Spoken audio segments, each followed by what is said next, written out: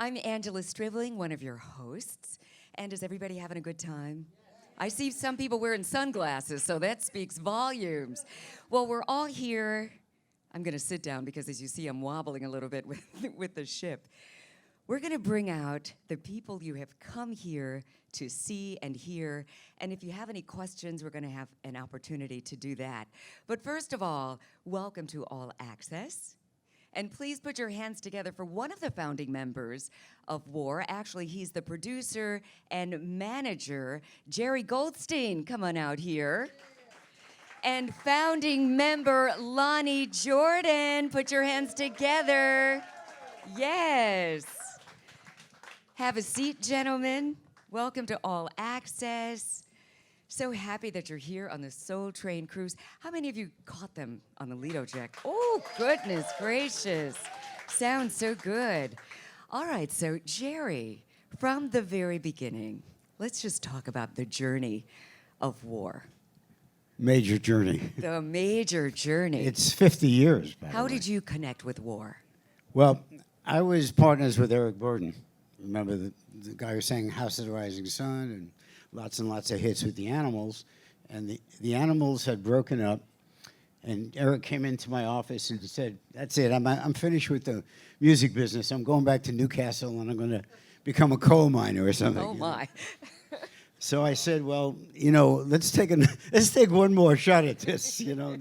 You're way too talented. And I was working with the band, not knowing what to do with them. They were called the Night Shift at the time. And they were working with this football player named Deacon Jones, who was a famous guy for the Rams. 49. And he would be doing like one-handed push-ups and singing "Oh Baby," and they would be grooving behind him in this Las Vegas review. And, I thought the band was really great, but I really didn't know what to do with them. They were like different from anybody else. They would do Latin stuff and funk stuff and all different kinds. And then Eric came along and I went, maybe this would work. So I set up a rehearsal for Eric and the band at SIR, at an instrument, at a rehearsal studio. And I called Eric the next day and I said, what do you think? He says, well, we're rehearsing again today. Start booking some gigs. And that was the beginning of it. I love that. That's a pretty good story, good beginning. Lonnie, I have been loving your music for so many years, right? I mean, am I the only one here? Oh my gosh, don't even get me started on my laundry list of favorites. Laundry list, I got a lot. And so from the very beginning, you came on my radar in the 70s, 80s, I could say the soundtrack of my life. So as a keyboardist and all the other roles that you've played with WAR, you tell me about that journey from the beginning. How is that for you? As a musician, it's a dream to be able to keep doing it for this long, right? Well, for you, it's a soundtrack. For me, it's a flashback. Okay. And as far as the journey, it wasn't easy getting here. It's never easy, especially in the music business. People don't really look at music as being work. Although it's fun, I love it, but it's a lot of work behind it. Mm-hmm. And you have to understand that if we're not dedicated to it, then we got to give it up. And being devoted to music means that you have to become a doctor of music, because you have to also have social skills, socialize with the people, pretty much like a psychologist. Yeah. And Tony told me that I always have my mic up to my bottom lip. He said he learned from that. I don't know why I have It's it a that secret way, method here. Yeah, but anyway. He really does. It's actually touching his bottom lip, but we hear you clearly, so it's working. Yeah, there's a lot behind when people say what goes on behind the music scene in your life, and that's what goes on. I have to socialize with people. I have to get to know people, and to be a reflection of the people, because the people are our Rock and Roll Hall of fans, not fame. Rock and Roll Hall of Fans. They put us here and they can take us out. Yeah. I'm a reflection of you all. You wrote the songs. I only played it, you know. So, like Jimi Hendrix, it's all an experience, you know. And that's my journey. Yeah. It's an experience, and everything you went through, I went through with you. We just, again, we put it into music form Yeah. with you. You know, Lonnie, it's so funny that you say that because last night I was on the Lido deck and we were all just grooving to your music. And I said, wow, they sound even better than they did back in the day. Right? I mean, and Mistakes and all. no, but the mistakes become a part of the music. It all That's what it's about. They're good mistakes. And the people I was standing there with, I didn't even know them. I mean, I'm, you know, the kind of person I just make friends with whoever I'm standing next to. But we were all grooving there together. And one of the ladies said, that's such a good thing because they've been doing this together for so long. And you said something that's so interesting. You said, you know, you've got to become one with the music. You've got to become a doctor of music. There are musicians who have been doing this for a very long time, but they don't necessarily get so much better. They just keep doing the same thing over and over. They keep, you know, they stop evolving. What do you do to evolve? Just stay outside the box. Like you just said, you know, we don't stay in that one place. If we did, it wouldn't be fun. And we keep it fun. We keep it live. We keep it live with the people. I mean, my smiling face is my smiling face on stage is, like I said, a reflection of the people. They smile, I smile. If they're sad, then I'm a little bit sad. So I'll change the mode of the music. Then I'll give them, you know, some music that'll take them out of that. Something like, "Don't Let No One Get You Down," you know, songs that we wrote that goes with the mode. And then we'll come out of that and make them happy.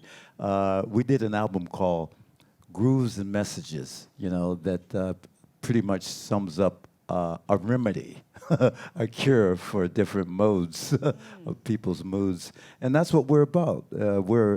We are a mixed salad bowl. You know, our music is, I call it universal street music. Definitely. And that's pretty much pertains to everyone listening, all genres. And that's a good thing, and sometimes it was a bad thing for us in a way because we never won any awards because people never knew how to categorize us. They didn't know what label to put on our music. So back then I was a little bit depressed from that. How come we never win anything? How come we never up for awards? Then I realized that really helped us because we're still working That's right. today. That's exactly in all right. genres. Yeah, amen to that. Yeah. All the records sound different. Each one sounds most bands have a sound of some kind, and the music all fits into the sound. With War, we have so many different grooves and so many different ways to go that every record that was a hit was different from the one before it. So I know we travel all over the world, and there's a lot of people that don't understand. They know the songs, and they don't realize that it's War. That all these different songs. That's And then we very go to true. a festival in Australia or something, and people are singing the songs. You know, but when we got there, you know, we say, "Oh, we're with War." Oh, yeah, you guys are playing here. Yeah, but Yeah. they don't really know the songs to the band until we play them, and they go, "Wow, this is that band?" Oh, you know? That's so true. And I love the fact that you're the United Nations on the stage. And you've been around for so long, and just the way of the world, the things that you have gone through. And, you know, you were there musically for us during, you know, back in the 60s and the 70s when, you know, all the racism that was happening. And your music reflects what's going on at different times. We almost went to jail behind a lot of our music. How so? Tell us everything. Police and the justice, Yeah. laughing while they bust us. You gotta get down. And we had the red light going on. And there were some gigs back in the 70s where they would say, Yeah. if you're going to play that song, we're going to arrest you tonight. Or shoot Seriously? you. Yeah, Or yeah, shoot seriously. you. Yeah. Seriously. You know, So what would happen? You like wouldn't- the NWA thing in a way, you know, but it was, and we didn't think it was anything wrong with it, you know, but obviously somebody did. In the South? Yeah, and songs like what did we do? Where was you at? They thought we said, well, we did. It was where was your ass, you know, but we titled it Where Was You At, you know. I mean, we were like basically a rebel kind of group, but for peace. That's why we call ourselves War, because we wage war for war against war. You Right in the know? middle of peace and Yeah. love, we decided to call the band War. Yeah, Vietnam War. And I had a lot of people talk to me and say, how could you do that? I said, because you won't forget the name, will you? And people would be talking about it, and that's where Eric and I figured that that's the way it should be, and we're going to be rebels, and might as well make a name that people sort of Wasn't talked that, about too, and was different. coming out of, I guess, the Vietnam War and all that Yeah. stuff. That Vietnam War was raging at that time. Yeah. It was And our big time. choice of weapons, we decided, well, our choice of weapons is our instruments. You know, it doesn't shoot out bullets. It shoots melodies, rhythms, and most of all, harmonies. And Our harmony, our first slogan was "War is music." That was the first slogan that we put out for publicity. You know, this war is music. I love this. So another song, "The World Is a Ghetto." Tell us about that. just what it says. The world is together. I mean, we're talking about somebody riding around in a Rolls Royce back then and someone riding around in a Pinto. Well, Wow, the Pinto. yeah, your car can get a flat, the Rolls Royce can get a flat tire, and we can all get a flat tire at the same time in the hood. The Rolls Royce is not, I mean, it can have a roach in the car just like a Pinto can. You know, so all we're saying is that everyone is equal. Everyone is one. That we're just saying it in a different way. We were never a political band. We never ever talked about a particular president or anybody in the White House or anything like that. We always talked about a worldly situation of us together as one. Again, it was always about being one. The world is a ghetto, not just you or your place or your establishment. Everyone. You know, that's what it was. You know. That's beautiful. Our music. I mean, everyone kind of feels like this is our music, that you are singing and playing for the people. That's where it came from. Yeah. We would really, when we wrote, we would really reflect on what was going on in the world and what was going on in people that we knew and in the neighborhoods and things, and we just wrote about it. Why can't we be friends? Same thing. that's So another all of us. Yeah. We were in Japan when we wrote that, by the Oh, way, because we couldn't man. speak the language, right? So we were having trouble communicating, like we were trying to eat and somebody would send us somewhere else, you know, and we came up with the "Why Can't We Be Friends" concept, you know. Yeah, every time we would come out, the first song that we would always do back then was "Slipping in the Darkness."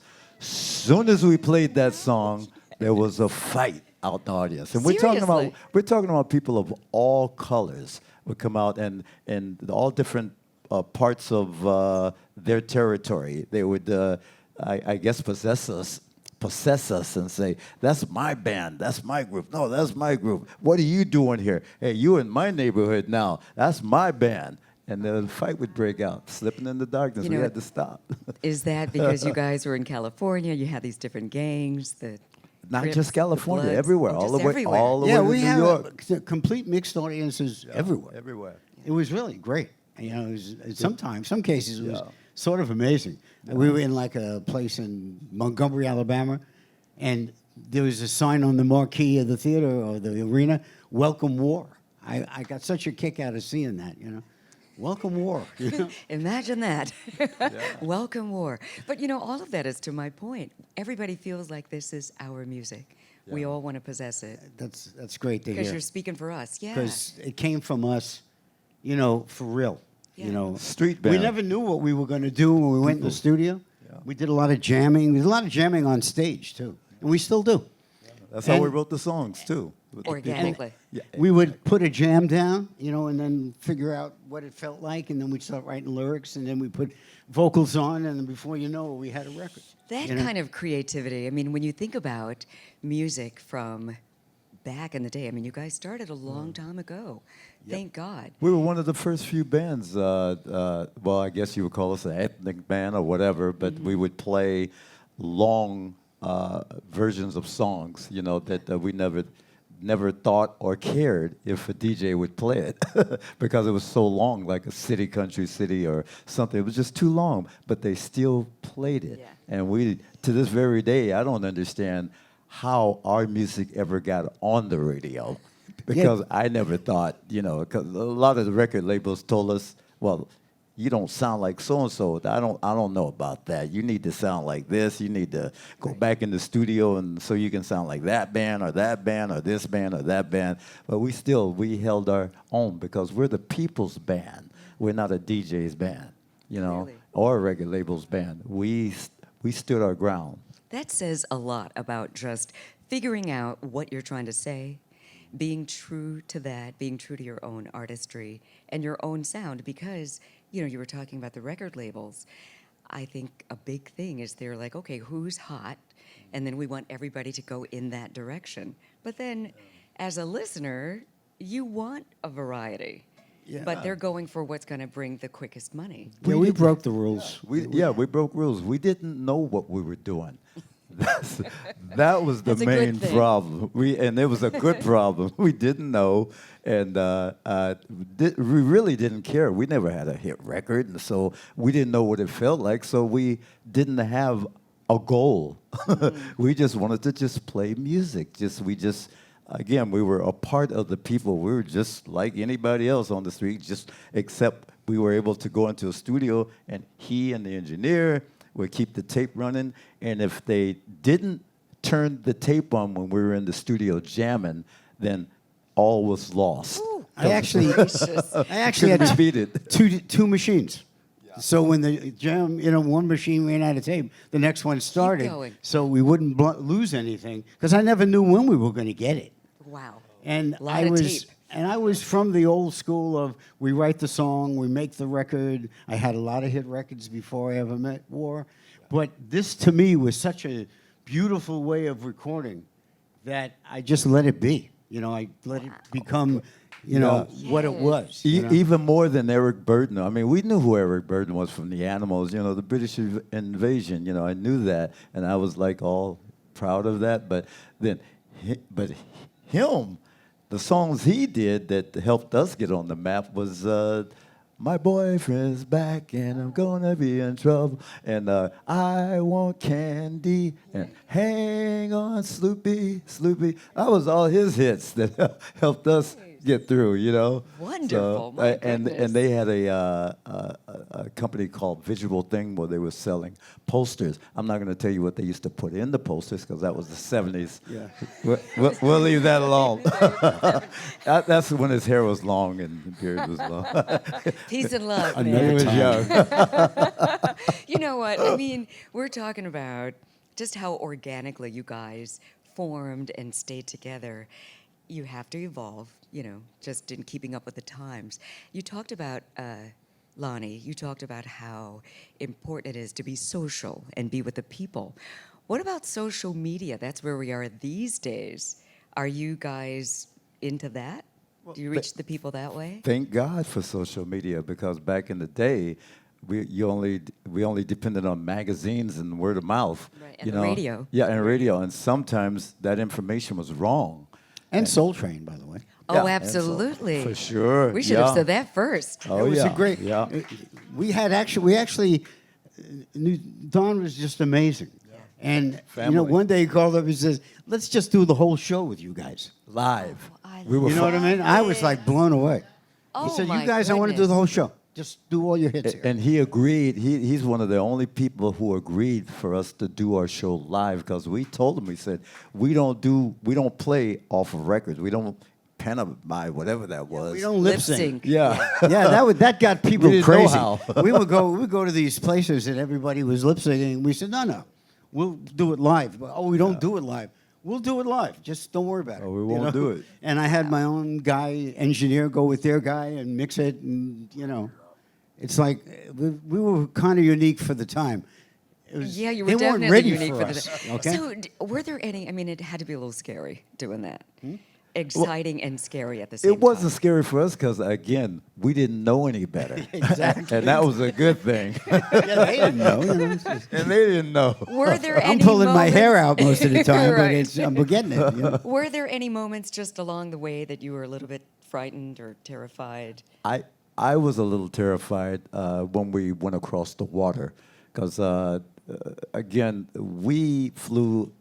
Give you an example. We flew the very first 747 Pan Am flight to Heathrow Airport in England.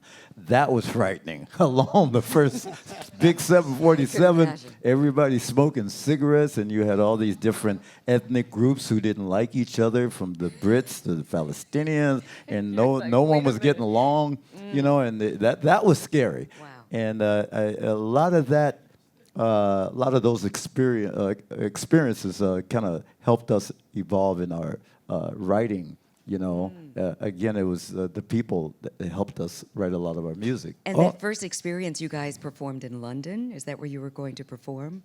Well, you Yeah, tell we- the story. Jimi Hendrix. Yeah, and we Art, were yeah. actually playing a club called Ronnie Scott's, which Oh, is yes. a jazz, real high-end jazz club. In London. And Eric wanted to play there for a week and just, you know, get everything just kind of grooving before the tour started. So we were there, and Jimi Hendrix came down one night. Wow. And he was pretty far out there, so we invited him. We invited him to sober up and come back the next night. you know. They were good friends. And I helped discover. I was in his beginning of his life, so you know. And Chas Chandler from the Animals, which is Eric Burden, was lead singer of that band. Then Chas Chandler introduced Jimi Hendrix to the music industry to produce And I his first album. introduced He Hendrix to did. Chas Chandler, and he took him to England. No rating, the whole thing. and made him a star, and you know. Such rich. So we were all history. kind of friends. Supporting And- Eric's new band, Us, War. So the night, actually the night before he died, he came. He actually played with us and jammed with us, and it was amazing. And somebody had a little portable tape recorder, so I took the roadies over to him and offered him 20 pounds. You know, offer you can't refuse, and I got the tape because At the time, it was and a lot I, of w- money. I wasn't so interested in that there would be a Jimi Hendrix thing, but I didn't want Eric Burden and War to be bootlegged, you know. So I bought the tape from the guy and I put it away, and it's still there, it's still away. My goodness, do you know how rich this is? I mean, when you're living it, you have no way of knowing that you're making history. But when you think back You don't at know. some of You these just- times, it's got to be mind blowing. Well, we did a lot of shows that we did that to this very day I still. You got to understand, I didn't know a lot of the bands or singers, artists rather, that we played with back in the days. Like I had no idea who the American artists were. I didn't know who the Buffalo Springfields was, or I have to tell this story. Go ahead. No, I have Oh, to. shoot. I have to like, tell this "Ooh." story. I knew the British. He doesn't acts. know anybody, Okay. right? He doesn't know anybody. He doesn't know any of the other bands. that Young are- and dumb. All that, you know, he just plays in War and he's happy, and you know. So I had this big party. You know, I had this big poster company, and I had this big party at this big house that I had, and the Stones were there, and you know, the Doors, and you know, Jefferson Airplane, and Gracie Slick is goodness. skinny dipping in my pool, and the Beach Boys, and all different, lots of different acts that we were handling in the poster company. The poster company had everybody. You know, we handled all their merchandise. We basically created the modern merchandising business with posters and tour books. And this company was making a lot of money, so we had a lot of money to work with. And we're at this party, and Lonnie, of course, immediately goes at this giant grand piano. He goes to play the piano because that's his natural place in his, his head. All these people are there, so he decides to go to the piano and start playing the piano. However, there's a gentleman standing next to the piano, okay, and his name is Jim Morrison. Okay, now he doesn't know who Jim Morrison is. He doesn't know who the Doors are. He doesn't know who, you know. But the guy is getting in the way, and Lonnie's trying to play, and the guy is singing something, and Lonnie says, "I'll tell you when to sing. Just be cool, you know." And he's playing away in a funky groove, and this guy, oh yeah, you know, he's like in another world, right? Oh my goodness. And Lonnie goes, no, that is, you know. So he jumps on top of Lonnie. So Jim Morrison jumps on top of Lonnie, and the key puts the thing down on. What? Yeah, and the two of them now they're both drunk, like they can't even, they can't even stand up. It's like an old Western I fighting was drunk. scene. He wasn't drunk. He was on the He a was on different something drunk. else. No, he wasn't drunk too, by the way. He was a drunk. He's So a mixture he of- drank like crazy. Anyway, so the two of them are rolling over the couch together. It's like one of these old black and white Western movies, where they're fighting, but they can't fight because they're so far. I can imagine this whole thing. That is crazy. One of the funniest scenes I ever saw. I in my bet you will entire never life. forget it. Neither You know one of what? them knew You what can they were forget it. doing. Guys, do and me a favor. eventually they remember both it. fell on the ground. That was it. They were both out. Lonnie Jordan and Jerry Bernstein. Goldstein. I've been calling you Bernstein the Same whole thing. time. It's okay. Goldstein, Same I thing. apologize. Oh, you just say same thing. Same thing. Have you been enjoying this conversation with War? Am I the only one who's learning things? You've got such a rich life. I'm so happy that you're here on the Soul Train cruise. Are you having a good time? Having a great time. Terrific. Flashback, everything. I have to say, this guy here, if it wasn't for him, I'd be in jail a lot of different times. I was very young, dumb, and full of fun. Big afro, big bell bottoms, and wild. Although he took us in, I'm just still surprised how he endured us. Because coming out of Compton, we were the first big group to come out of Compton. Well, you know Compton, what? Long Beach, Harbor City. You and guys have how- done him proud. We're going to have to wrap this up. I can talk to you guys all day, right? This is such great conversation. Please give them a round of applause. Thank you. War on All Access.